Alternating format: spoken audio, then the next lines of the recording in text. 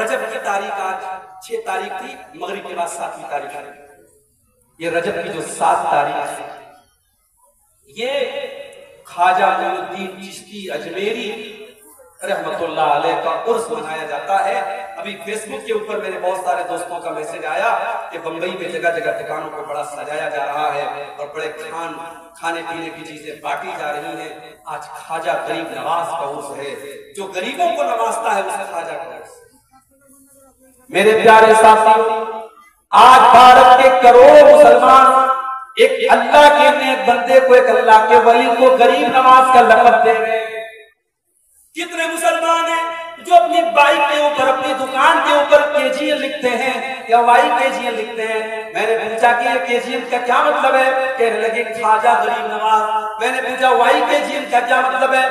اس نے کہا یا خواجہ غریب نواز. ہمارے بھائی نے کہا نہیں KGN کا مطلب خواجہ غریب نواز نہیں، KGN کا مطلب کوئی گارنٹی نہیں اور YKGN کا تو یقیناً کوئی گارنٹی نہیں. میں نے کہا بہت صحیح جملہ، اس نے اس کی بالکل صحیح فل فارم بتائی. غریب نواز اگر کوئی ذات ہے تو اللہ کی ذات ہے میرے بھائی. آج مسلمان کسی اور کو غریب نواز کہتے ہیں. کرناٹک کے گلبرگہ میں میں گیا، وہاں ایک درگاہ ہے. اس درگاہ میں جو مزار ہے اس مزار کو کہا جاتا ہے کہ بندہ نواز کی مزار.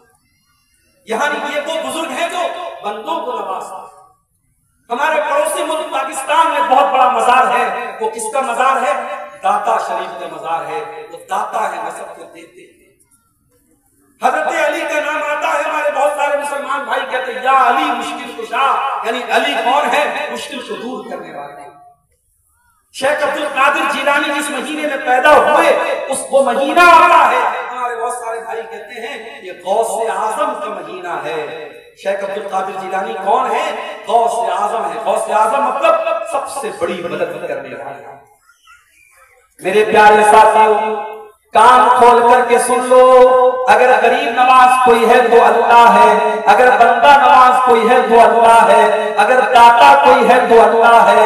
اگر غریبوں کو دینے والا کوئی ہے تو اللہ ہے. اگر مشکل کشا کوئی ہے تو اللہ ہے. اگر غوث اعظم کوئی ہے تو اللہ ہے. اور مجھے ایک سوال کا جواب دے دو، جب شیخ عبد القادر جیلانی اپنی ماں کے پیٹ میں تھے، جب خواجہ معین الدین چشتی اجمیری اپنی ماں کے پیٹ میں تھے، جب یہ تمام بزرگان دین اپنی ماں کے پیٹ میں تھے، دنیا میں تو ابھی آئے بھی نہیں تھے، ابھی تو دنیا ان کا نام بھی نہیں جانتی تھی. اپنی ماں کے پیٹ میں جب یہ اللہ کے نیک بندے تھے، ان کو ماں کے پیٹ میں آکسیجن کون پہنچاتا تھا؟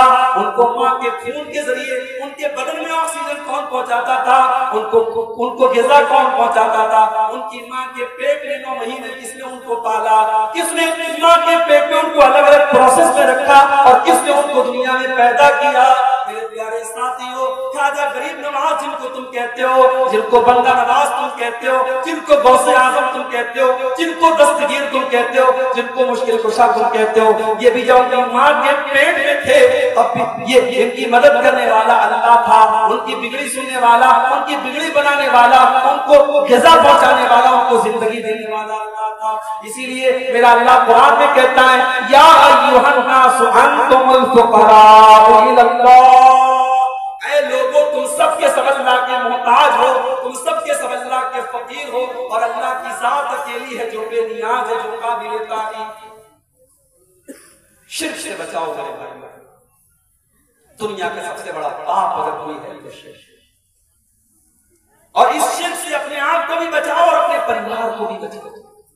اگر نہیں بچاؤ گے، ہم نے دیکھا ہے بہت سارے علاقوں میں باپ پکا اہل حدیث ہے، باپ نے کبھی شرک نہیں کیا، باپ نے کبھی تعویذ نہیں پہنا، باپ نے کبھی مزار پر قبر میں جا کے سجدہ نہیں کیا، مگر اس کی اولاد آج قبروں پہ جا کے سجدہ کر رہی ہے. اس کے بچے، اس کی بچیاں آج گلے میں تعویذ پہن کے لٹکا کے چل رہے ہیں. میرے بھائیوں، اپنے عقیدے کے ساتھ ساتھ اپنے بچوں کی عقیدے کی بھی.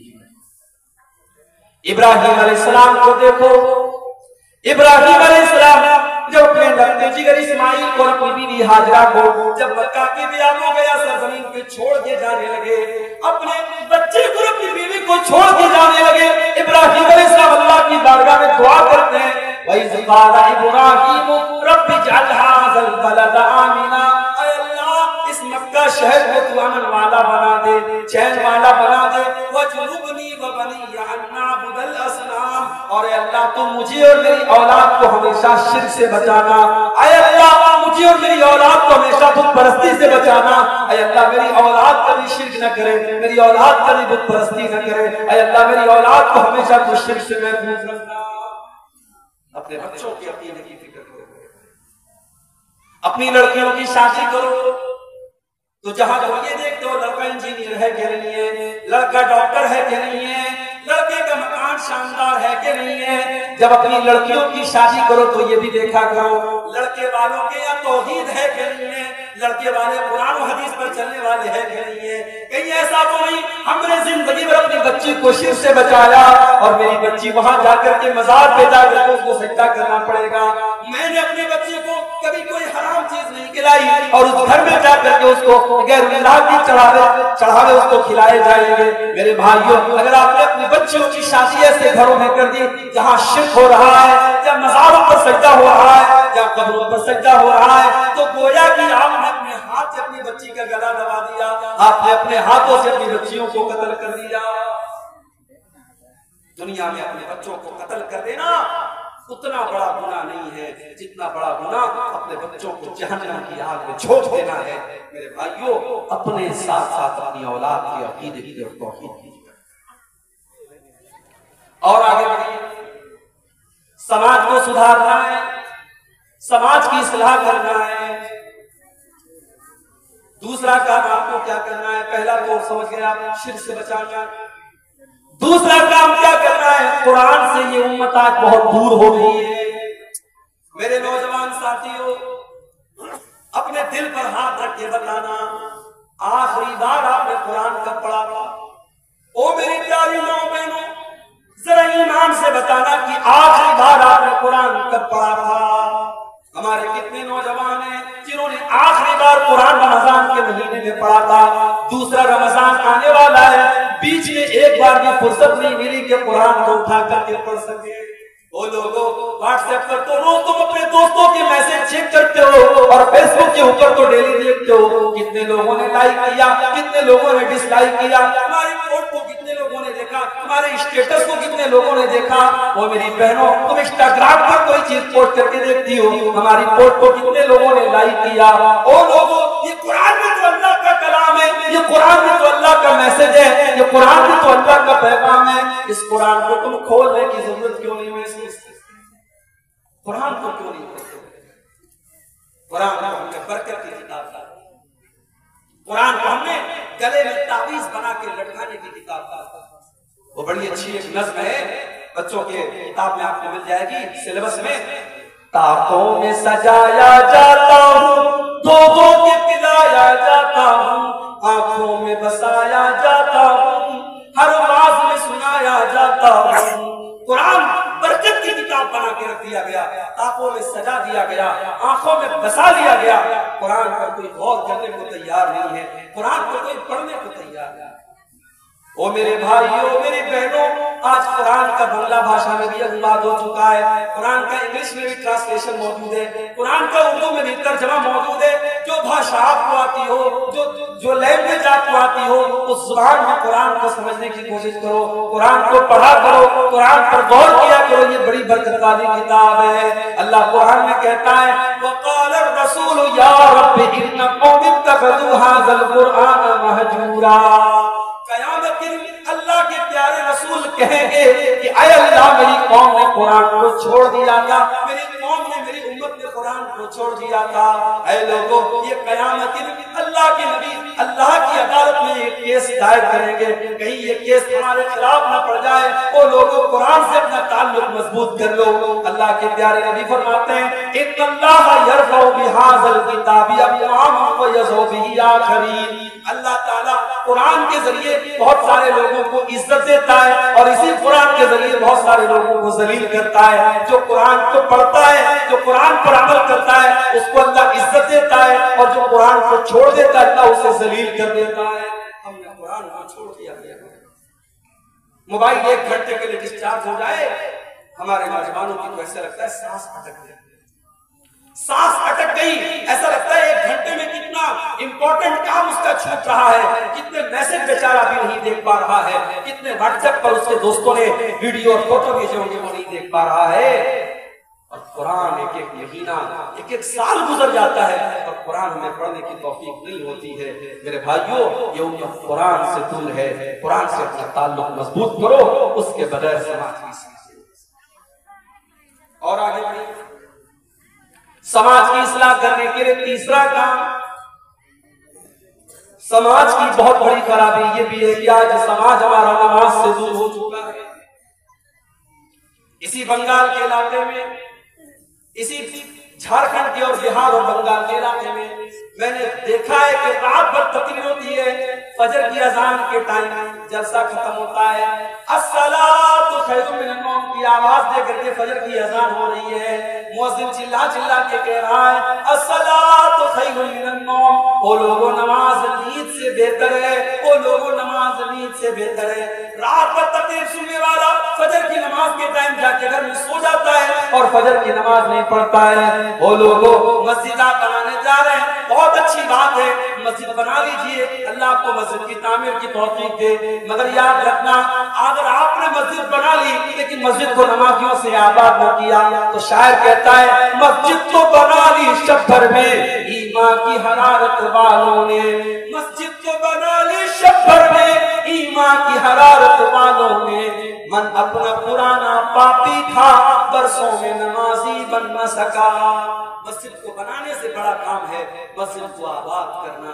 आबाद नहीं करोगे तो मिसालें मौजूद है मेरे भाइयों, जिस मस्जिद में 450 साल तक नमाज हुई उस मस्जिद को तोड़ दिया गया, मुनहदिम कर दिया गया, और आज जो हालात है मेरे भाइयों बयान के बाहर है। बस अल्लाह से दुआ करो अल्लाह रब्बुल आलमीन हमारी मसाजिद की हिफाजत फरमाए। बड़े खतरनाक मंसूबे हैं, बड़े खतरनाक प्लानिंग्स हैं, आपकी मस्जिदें, आपके मदरसे, आपके उलमा टारगेट और निशाने पर है। मेरे भाइयों, मैं आपको कोई गलत मैसेज नहीं दे रहा हूँ, बस एक अलर्ट कर रहा हूँ कि आप इस मुल्क के कानून और संविधान की रोशनी के अंदर, उसके दायरे के अंदर अपने तहफ्फुज़ की फिक्र कीजिए। मेरे प्यारे साथियों, मस्जिदें आज बन रही हैं मगर उन मस्जिदों को आबाद करने वाले, और मुझे तो कभी कभी हैरत होती है, आप बंगाल के रहने वाले हैं, बनारस यूपी के रहने वाले, जब मुंबई का नाम आता है तो हमें लगता है यार मुंबई तो बहुत बड़ी सिटी है। मुंबई का नाम आता है तो हमें सलमान खान और शाहरुख खान और फिल्मी दुनिया की याद आती है, मगर आप यकीन करें आपके करिया चक के जो हालात हैं, मेरे बनारस के जो हालात हैं, हमारे यूपी के जो हालात हैं, आप यकीन करें नमाज के मामले में आपसे बेहतर हालात मुंबई के हैं। और आपके इसी इलाके के बहुत सारे लोग मुंबई में जॉब करते होंगे, काम करते होंगे, उनसे जाके पूछ लीजिए कि मुंबई में बुराइयां अपनी जगह हैं, मगर फजर की नमाज में आप चले जाइए मस्जिद में तो आपको नौजवानों की बड़ी तादाद फजर की नमाज में आपको मिल जाएगी। आपके अपने इलाके में बिहार, बंगाल और यूपी में आपको नमाज के मामले में ज्यादा लापरवाही मिलेगी। मेरे प्यारे साथियों, मेरी माँ और बहनों, नमाज को इबादत है। क़यामत के दिन सबसे पहला सवाल मुझसे नमाज का, सबसे पहला सवाल इन्ना अव्वल मा युहासबु बिही अब्दु यौमल क़ियामति सलातुहु, पहला सवाल किया जाएगा मेरे बंदे तू नमाज पढ़ता था कि नहीं पढ़ता था। ये अलग बात है, अगर कोई नमाज नहीं पढ़ता है तो क्या वो काफिर हो गया? इसके बारे में उलमा का इख्तिलाफ है। बहुत सारे उलमा कहते हैं कि नमाज जो नहीं पढ़ता है वो काफिर हो गया, और जब काफिर हो गया उसने मुर्गा काट के दिया, उसने बकरा काटा, उसने जानवर को ज़बह किया, उसका ज़बिया भी हलाल नहीं होगा। ये बहुत सारे उलमा का मौक़िफ़ है, मगर जो बात दलील के एतबार से ज्यादा मजबूत नजर आती है वो ये है कि जो सुस्ती की वजह से, काहिली की वजह से नमाज नहीं पढ़ता है, वो ये मानता है कि नमाज जरूरी है, नमाज फर्ज है, लेकिन सुस्ती और काहिली की वजह से नमाज नहीं पढ़ता है, वो बहुत बड़ा गुनहगार है, मगर वो काफिर नहीं है, वो मुसलमान है। अगर वो जानवर को ज़बह करता है, उसका ज़बिया हलाल है, उसके हाथ का ज़बह किया वो जानवर हम खा सकते हैं, मगर बहुत बड़ा गुनाह कर रहा है। इसलिए कि क़यामत के दिन पहला सवाल क्या होगा? नमाज के बारे में होगा। अगर नमाज का मामला सही है तो इंसान कामयाब है, अगर नमाज का मामला गड़बड़ है तो इंसान नाकाम हो जाएगा। اسی لیے اللہ قرآن کے 29ویں پارے میں فرماتا ہے جب جنتی جنت میں چلے جائیں گے اور جہنمی جہنم میں چلے جائیں گے تو جنتی لوگ جہنمیوں سے سوال کریں گے ما سلککم فی سقر، اے جہنمیوں تم جہنم میں کیوں چلے آئے، تم نے کون سا گناہ کیا تھا؟ تو جہنمی پہلا جواب کیا دیں گے؟ قالوا لم نک من المصلین، کہیں گے ہم نماز نہیں پڑھا کرتے تھے، ہم نمازی نہیں تھے، ہم بے نمازی تھے، ہم نماز کے ٹائم کھیل کود کیا کرتے تھے، ہم نماز کے ٹائم تماشے کیا کرتے تھے، ہم نماز کے ٹائم فضول کام کیا کرتے تھے، ہم نماز نہیں پڑھتے تھے۔ میرے نوجوان ساتھیوں، کلیا چک کا علاقہ بزنس مین لوگوں کا علاقہ، کاروباری لوگوں کا علاقہ، اس علاقے میں لوگ بزنس کو ترجیح دیتے ہیں، نوکری کے مقابلے میں کاروبار کو ترجیح دیتے ہیں۔ مگر میں آپ کو ایک بات بتا دوں، آپ کا کاروبار نماز سے بڑھ کے نہیں ہے، آپ کا بزنس، آپ کا بیاپار نماز سے بڑھ کے نہیں ہے۔ میری ماں بہنوں، آپ کے گھر میں جتنے بھی کام ہو جائیں، نماز کا ٹائم ہو جائے سارے کام کو اسٹاپ کر کے پہلے نماز پڑھو۔ اللہ قرآن میں کہتا ہے رجال لا تلہیہم تجارۃ ولا بیع عن ذکر اللہ، میرے نیک بندے تو وہ ہیں ان کا کاروبار، ان کی تجارت کو اللہ کے ذکر سے اور نماز سے کبھی غافل نہیں کرتا ہے۔ یخافون یوما تتقلب فیہ القلوب والابصار، نماز پڑھنے والے بندے اللہ سے ڈرتے ہیں، ان کے دل میں ڈر ہے اس دن کا جس دن آنکھیں اور دل پلٹ جائیں گے، جس دن لوگوں کا دہشت کے مارے ان کی آنکھیں اپنی جگہ پہ نہیں رہیں گی، ان کے دل اپنی جگہ پہ نہیں ہوں گے۔ قیامت کے دن کا ڈر جس کے دل میں ہوگا وہ نماز کی پابندی کرے گا۔ میرے پیارے ساتھیوں، جس نبی سے ہم محبت کرتے ہیں، جس نبی کا کلمہ ہم پڑھتے ہیں، اس نبی نے اپنے آخری ٹائم میں امت کو کیا وصیت کی تھی؟ الصلاۃ الصلاۃ وما ملکت ایمانکم، اے لوگوں نماز پڑھتے رہنا، اے لوگوں نماز پڑھتے رہنا۔ اگر نبی سے محبت ہے اور نبی سے اگر آپ کو تعلق ہے تو نماز کے لیے میرے بھائیوں سارے کام آپ زندگی کے ایک طرف کر دیجئے، نماز سے آپ کو دور نہیں رہنا ہے، نماز کی پابندی کرنا ہے، اور اتنی پابندی کرنا ہے کہ اللہ کے نبی فرماتے ہیں وَرَجُلٌ قَلْبُهُ مُعَلَّقٌ بِالْمَسَاجِدِ، انسان کا دل نماز میں لگ جائے، نماز سے جڑ جائے، اس کا دل مسجد میں اٹک جائے، ایک ٹائم کی نماز چھوٹ جائے تو اس کو ایسا لگے کہ ہاں میرا پیٹ چھوٹ گیا۔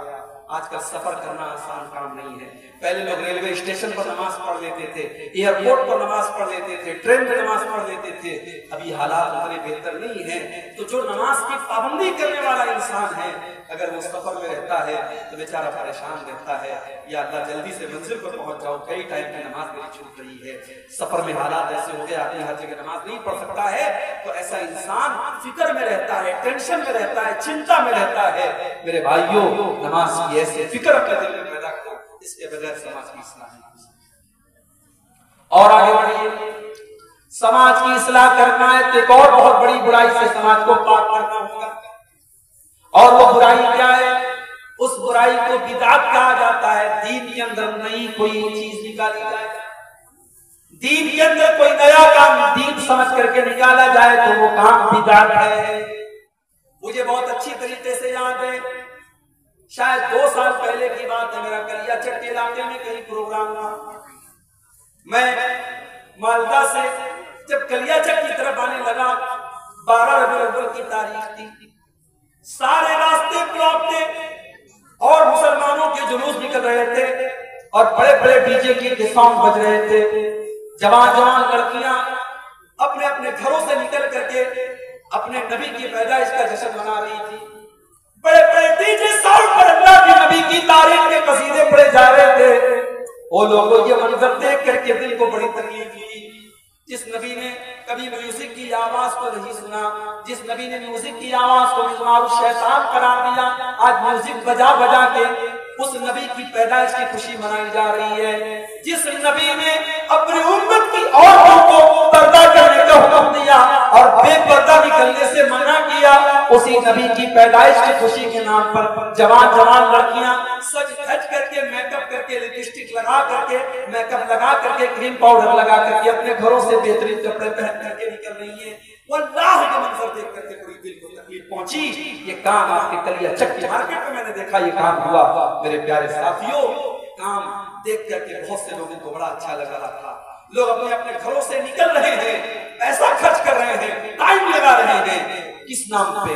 نبی کی محبت کے نام پہ، اسلام کے نام پہ، دین کے نام پہ۔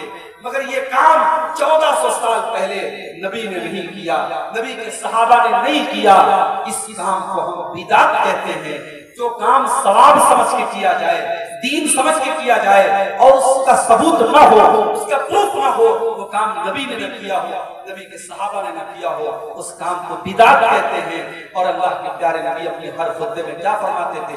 وَشَرَّ الْأُمُورِ مُحْدَثَاتُهَا وَكُلُّ مُحْدَثَةٍ بِدْعَةٌ وَكُلُّ بِدْعَةٍ ضَلَالَةٌ وَكُلُّ ضَلَالَةٍ فِي النَّارِ۔ دین کے اندر نیا نکالا گیا کام بدعت ہے، اور ہر بدعت گمراہی ہے، اور ہر گمراہی جہنم کی طرف لے کر کے جانے والی ہے۔ امام مالک رحمۃ اللہ علیہ بڑی پیاری بات کہتے ہیں۔ امام مالک کہتے ہیں وہ لوگوں کان کھول کر کے سن لو، اللہ نے اپنا دین مکمل کر دیا۔ اللہ نے 1400 سال پہلے امام مالک کو اللہ کے نبی کے 100 سال بعد کے ہیں، تو وہ کہتے ہیں 100 سال پہلے جب قرآن کی آیت نازل ہوئی اليوم اکملت لکم دینکم واتممت علیکم نعمتی ورضیت لکم الاسلام دینا۔ اللہ نے اعلان کر دیا کہ اے لوگوں میں نے تمہارے دین کو مکمل کر دیا، اور میں نے اپنی نعمت کو تمام کر دیا، اور اسلام کو میں نے تمہارے لیے پسند کر لیا۔ امام مالک کہتے ہیں وہ لوگوں جس نے دین کے اندر کوئی نیا کام نکالا فقد زعم ان محمدا خان الرسالہ، وہ یہ کلیم کر رہا ہے، وہ یہ دعویٰ کر رہا ہے کہ محمد رسول اللہ نے اللہ کے دین کو پورا نہیں پہنچایا، اللہ کے نبی نے ادھورا دین پہنچایا، اللہ کے نبی نے انکمپلیٹ دین پہنچایا، اور یہ بدعت نکال کر کے اس کو پورا کر رہا ہے۔ اس لیے کہ اللہ قرآن میں کیا کہتا ہے اليوم اکملت لکم دینکم، او لوگوں میں نے تمہارے دین کو مکمل کر دیا۔ امام مالک کہتے ہیں فما لم یکن یومئذ دینا فلا یکون اليوم دینا، جو چیز نبی کے دور میں دین نہیں تھی وہ آج بھی دین نہیں ہو سکتی۔